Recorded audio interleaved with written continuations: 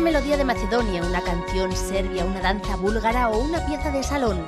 Melodías balcánicas, mediterráneas de varias épocas, estilos y países, pero tocadas con armonías y ritmos más actuales como jazz o funk. Es lo que nos traen los Musakis. Estos días sus funciones están dirigidas hacia los escolares. La ópera, un espectáculo en vivo, cumple este año su 8ª edición, una edición que incluye retransmisiones en directo desde el Teatro Liceo de Barcelona y Real de Madrid, además de conferencias a través de Internet. Lo vemos en Hoy en Escena. También nos adentramos en el pasadizo recientemente descubierto en la Catedral de Ávila, une el templo con el Palacio de los Velada y dataría del siglo XII. Con él cobra fuerza la leyenda de Madrona y Jimeno, que también nos contamos. Y recorremos esta exposición homenaje a Toulouse-Lautrec, que recoge una selección de los 100 carteles creados en 2001 con motivo del centenario de la muerte del artista.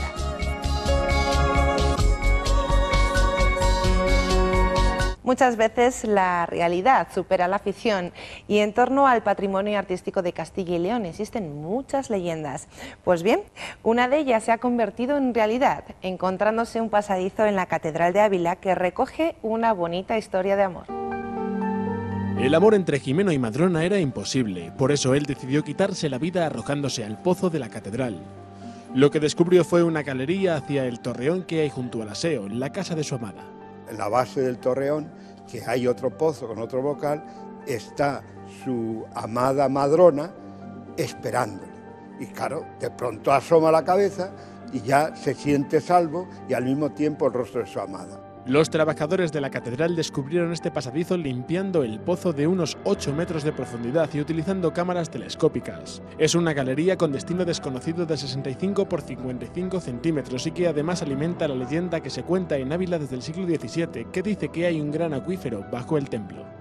Esto ni está demostrado científicamente que existe, ni que no existe, y hay que seguir investigando a ver qué hay de cierto de la laguna.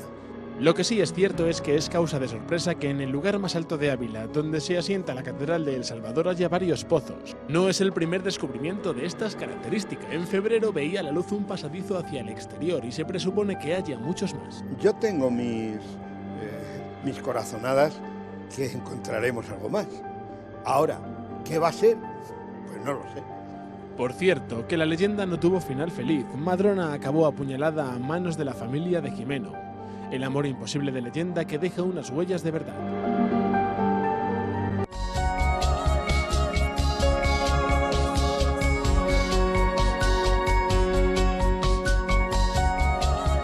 Este libro, Geografías e Historias, de Elena Calsamiglia, nos introduce en los cambios más importantes de nuestra historia reciente, el paso de la dictadura franquista a la democracia, mediante las vivencias de una mujer ligada al mundo universitario. Geografía e Historia es un libro donde no hay guerra, crímenes ni misterios. A partir de los lugares que han acogido a la escritora Elena Calsamiglia Blancafort y las gentes con quien se han relacionado, pinta un retablo cuya primera escena se sitúa en un barrio de Barcelona. Continúa con un itinerario de crecimiento en tiempos de una dictadura que dividía la realidad en dos, lo manifiesto y lo subterráneo.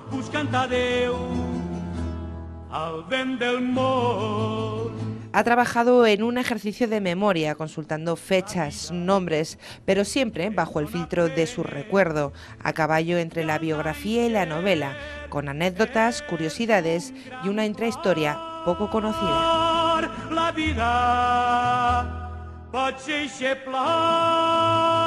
El lector se encontrará entre 1945 y 1975, desde el final de la Segunda Guerra Mundial a la muerte de Franco, del subdesarrollo al desarrollo, de la tradición a la modernidad, de las restricciones de todo tipo a los riesgos de la libertad. El testimonio personal de una mujer desde siempre integrada en un mundo universitario. Una mujer hija de la burguesía catalana ilustrada. Su abuelo materno fue el compositor Manuel Blancafort. Sus hermanos, su padre y sus amistades jugaron un papel destacado en la vida política de España. Buscant a Déu al vent del món. Este era el entorno de una mujer que pasó de la estricta moral tradicional católica a buscar nuevos modos de ser mujer. Les mans al vent, els ulls al vent del món. I tots plens de nit, buscant la llum, buscant la paz. Espacio patrocinado por la Universidad de Valladolid. La Universidad de Valladolid vuelve a contar con el proyecto La Ópera, un espectáculo en vivo entre su programación. Estamos pudiendo disfrutar en esta, su 8ª edición, de 5 óperas retransmitidas desde teatros de Barcelona o Madrid, además de conferencias sobre este medio lírico.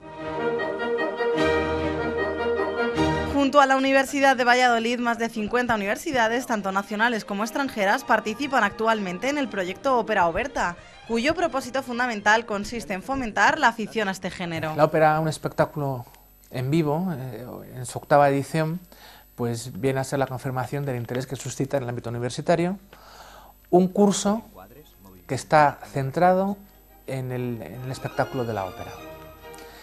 Como en otros años, el curso cuenta con 2 partes bien distintas. Una de ellas es la gestionada desde el Gran Teatro del Liceo de Barcelona, en colaboración con el Teatro Real de Madrid, y la otra es la referida a las actividades que específicamente organizamos en Valladolid.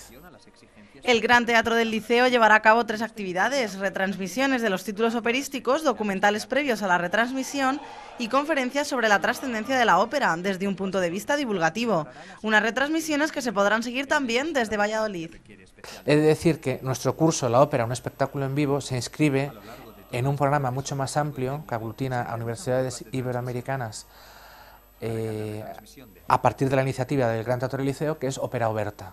Ópera Oberta es como una gran red que el Liceo ha creado con las universidades para contribuir con este tipo de materiales a difundir la ópera en el ámbito universitario. En anteriores temporadas el curso no contó con una temática determinada, pero viendo que era más provechoso para las conferencias tener un tema común, después del mito de la ópera y el hechizo de lo extraño, llega la figura del héroe. ¿Qué es un héroe? Un personaje principal que realiza una aventura y de esa manera pasa del estatus de un hombre normal a uno especial, en el que se convierte en una especie de, no sé, de mediador casi entre la sociedad y la divinidad. En muchas ocasiones sí, pero también podemos asociar con el héroe la figura de la heroína o la figura del antihéroe, y desde luego no son menos apasionantes. En contra de las voces que sitúan a la ópera como un género de carácter exclusivo y elitista, todavía tiene mucho que decir, ¿no? Esa actualización constante de la ópera, como depositaria de significados de su época, que a su vez asume significados y cuestiones simbólicas de la época actual a través de la producción, ¿no? Es todavía un reclamo para mí muy atrayente para el público. Y es un reclamo atrayente desde el punto de vista artístico, desde el punto de vista de quien le interese lo literario, lo escénico, la cuestión de interpretación, la cuestión musical, la cuestión, evidentemente, pero también la cuestión escenográfica, la cuestión incluso cuestiones de moda. La ópera no está fuera de lugar, como tampoco lo está el arte, siendo incluso en muchas ocasiones el refugio para el buen gusto. Por este motivo, el curso pretende acercar a los jóvenes la belleza de un género que perdura y perdurará.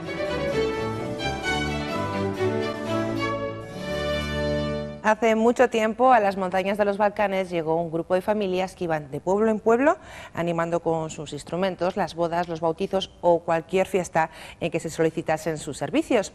Llevaban su música y su vida dentro de una maleta, y eso mismo es lo que recuperan el grupo Mousakis, y podremos escucharles y ver su espectáculo de color en el Auditorio Ciudad de León.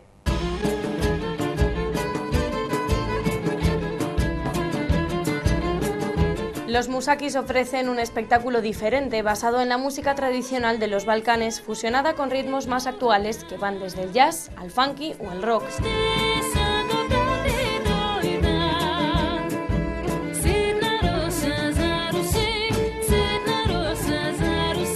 Canciones con sabor mediterráneo surgidas de la tradición oral de Macedonia, Bosnia, Grecia o Turquía, que a través de este grupo vuelven a la actualidad. Diferentes países, etnias e idiomas conjugados en un espectáculo didáctico para que los más jóvenes conozcan de cerca otra cultura musical con raíces similares a las ibéricas.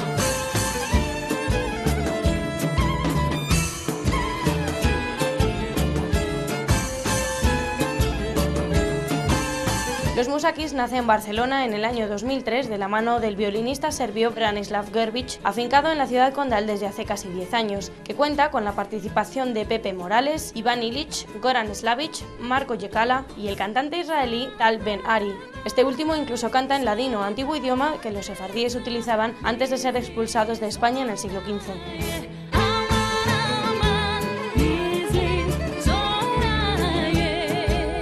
Con instrumentos sacados de la tradición árabe como el ud o el saz y otros más reconocibles como el violín, contrabajo o guitarra, los Musakis cimentan este montaje titulado Música de los Balcanes en una maleta, con el que han recorrido numerosos festivales por toda Europa.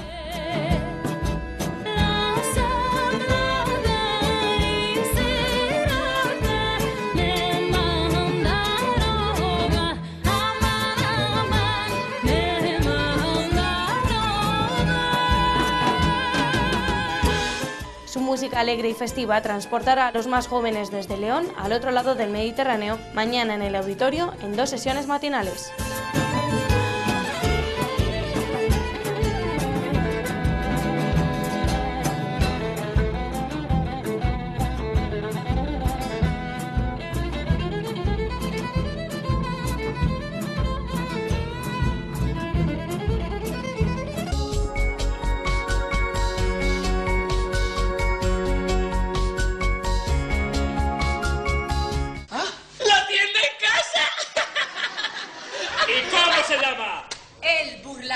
De Sevilla. ¡Tú no eres el duque!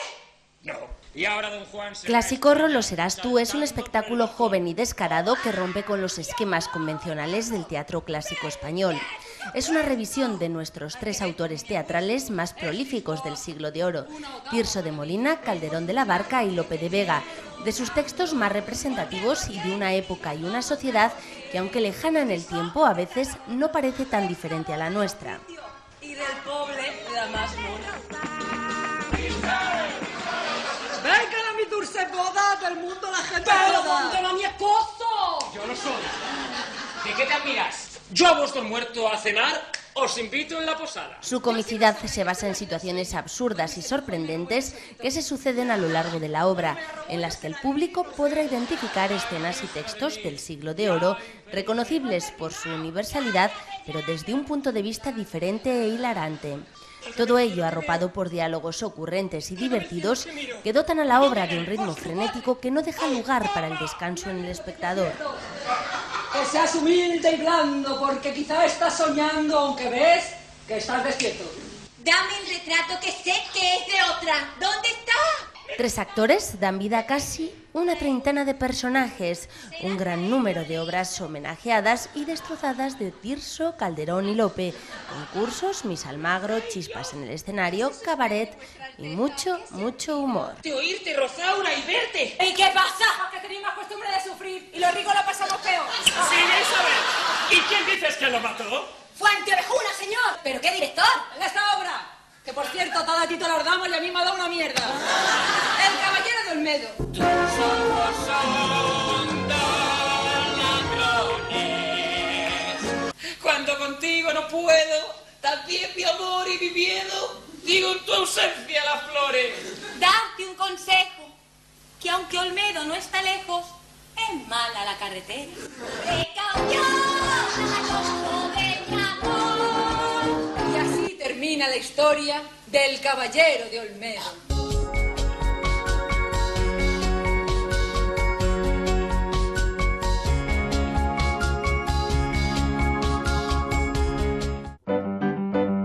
Es una muestra homenaje a Toulouse-Lautrec y la Fundación Acaixa es la encargada de llevarla por toda la geografía nacional.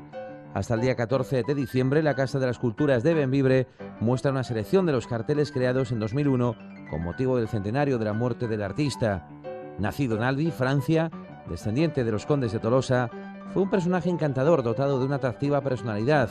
Su nombre completo era Henri Marie de Toulouse-Lautrec. En 1885 se instaló en Montmartre e inició una vida bohemia. Frecuentaba cafés, cabarets, prostíbulos y teatros, lugares que luego más tarde el autor reflejaba en sus obras. Cultivó la técnica del pastel y la ilustración en varias revistas humorísticas. El abuso del alcohol fue su perdición, acabando con su vida en 1901. Revolucionó el lenguaje del diseño gráfico y marcó las pautas en el futuro del mismo sistema con apenas 30 carteles firmados. A su vez, aportó al cartelismo los colores planos y la perspectiva de la estampa japonesa, introduciendo al espectador como personaje de la escena. Esta aventura empezó en el año 2001, cuando hacía 100 años que se había muerto Toulouse-Lautrec. Esta aventura empezó en un museo muy bonito que hay en Albi, una ciudad que está al sur de Francia, que tiene un fondo muy importante, justamente la ciudad donde nació Toulouse-Lautrec. Entonces decidieron hacer un homenaje. ¿Cuál? Fomentando su faceta de cartelista. Él, con 30 carteles en sus 10 últimos años de su cortísima vida, hizo un auténtico antes y después en la historia del cartelismo. Fue un auténtico terremoto. De hecho, 100 años después aún seguimos hablando. ¿Y qué homenaje se le hizo? Se encargó un cartel a 100 diseñadores gráficos de todo el mundo de gran prestigio. Es decir, yo creo que es una ocasión importante e interesante para la gente de Bembibre de poder ver los mejores diseñadores gráficos contemporáneos. Le rinden un homenaje en formato de cartel y cada cartel va destacando un aspecto de la personalidad de Toulouse-Lautrec. La Fundación La Caixa adquirió un juego de estos 100 carteles que forman parte de su patrimonio artístico y se ha hecho una selección de unos 60 carteles que están aquí en la exposición. Visitar la exposición es un auténtico viaje por la sensibilidad de todos los continentes. Ves propuestas de Sudáfrica, de Asia, Estados Unidos, etcétera, etcétera. La exposición, a su vez, es un doble homenaje. Es un homenaje a un invento que solo los franceses podrían haberse inventado, que era, a finales del siglo XIX, había una exposición que se llamaba Salon de Seine, que era una exposición de carteles de los mejores cartelistas europeos del momento, en la época dorada del cartelismo, en la incipiente cultura del consumismo, en esa sociedad industrial donde ya había un dinero excedente y la gente se podía comprar cosas que no eran de estricta necesidad. Y por eso los carteles inundaban ciudades como París para intentar seducir a los transeúntes. 100 años después, el artista sigue siendo para muchos creadores contemporáneos un ejemplo de libertad intelectual, y de ahí la muestra de diseñadores para un mito, con obras de Javier Mariscal, Isidro Ferrer, Anton Beck. Cada uno de ellos aporta su visión personal de la figura y de la obra de un artista clave para entender la evolución del arte en el siglo XIX y XX. El homenaje a Toulouse-Lautrec está expuesto en la Casa de las Culturas de Bembibre hasta mediados de diciembre. La visita está guiada de martes a sábado a las 6 de la tarde y los domingos y festivos a las 12 del mediodía. Así hemos comenzado esta recta final de noviembre. Mañana, ballet, teatro, literatura y música en Hoy en Escena. Hasta entonces, besos, nos vemos.